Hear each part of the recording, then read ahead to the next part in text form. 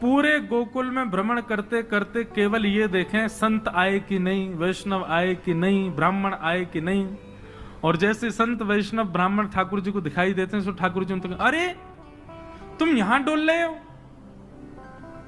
परिचय नहीं है, ऐसी बात, अरे आप यहां डोल रहे हो।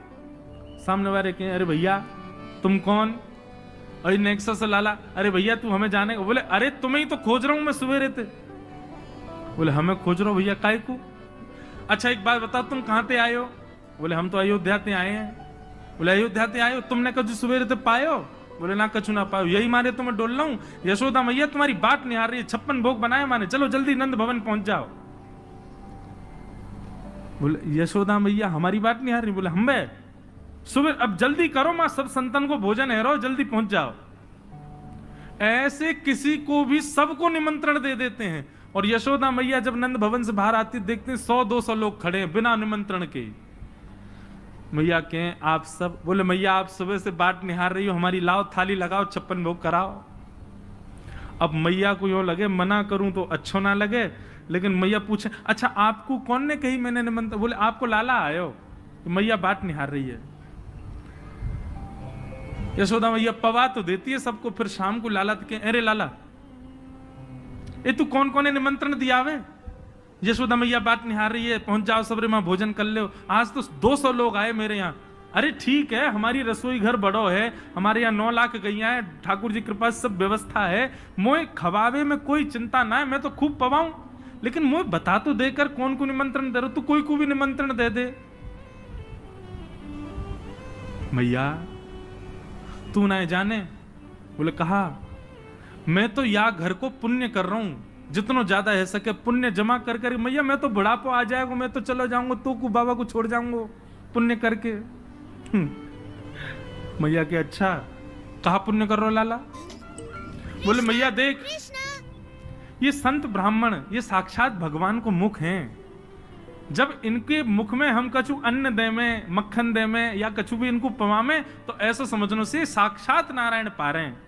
मैया देख कल 100 आए नारायण, आज 200 नारायण तेरे घर आए पावे, मैं तो ये पुण्य करवाऊं।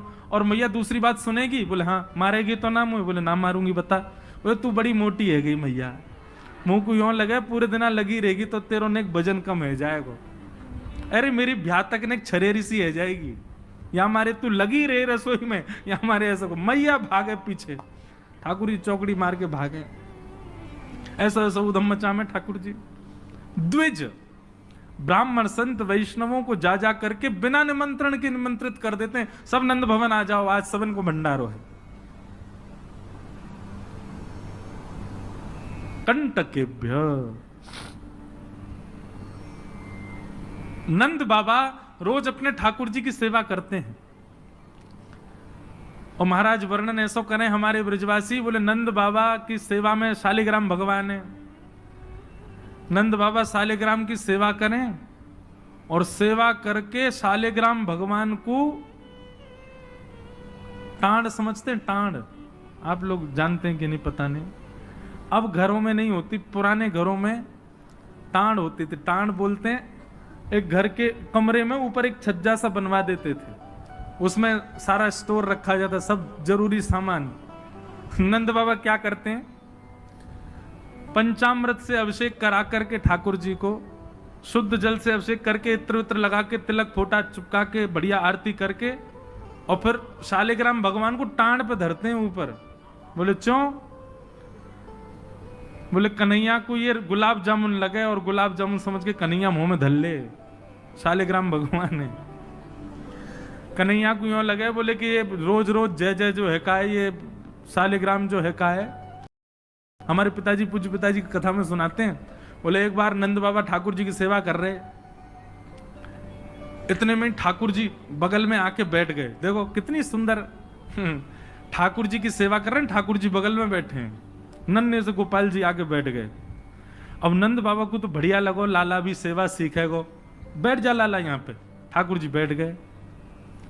नंद बाबा ने पहले दूध से स्नान करायो, फिर दही से स्नान करायो, फिर घी से स्नान करायो, शहद से स्नान करायो। जैसी शहद पड़ो शालिग्राम भगवान पे, सोई ठाकुर जी की लार निकल आई यहाँ थे। बोले ओहो कितना सौभाग्यशाली है जे, मैं हूं मैया ते कहूंगा मैया तू मोको पानी ते मत नवाए कर, वह पानी में कुछ स्वाद ही ना होवे, सहज ते नवाए कर, नहाते नहाते खाऊ ले करूंगा बीच में। अच्छा एक बात बताऊं, ये पंचामृत अभिषेक ठाकुर जी को प्रिय क्यों है? क्योंकि ठाकुर जी का स्नान भी हो जाता, पेट भी भर जाता, बीच बीच में जीव निकाल के खाऊ जाए ठाकुर जी इसलिए ठाकुर जी का पंचामृत अभिषेक होता है ये, और ये वास्तविकता है।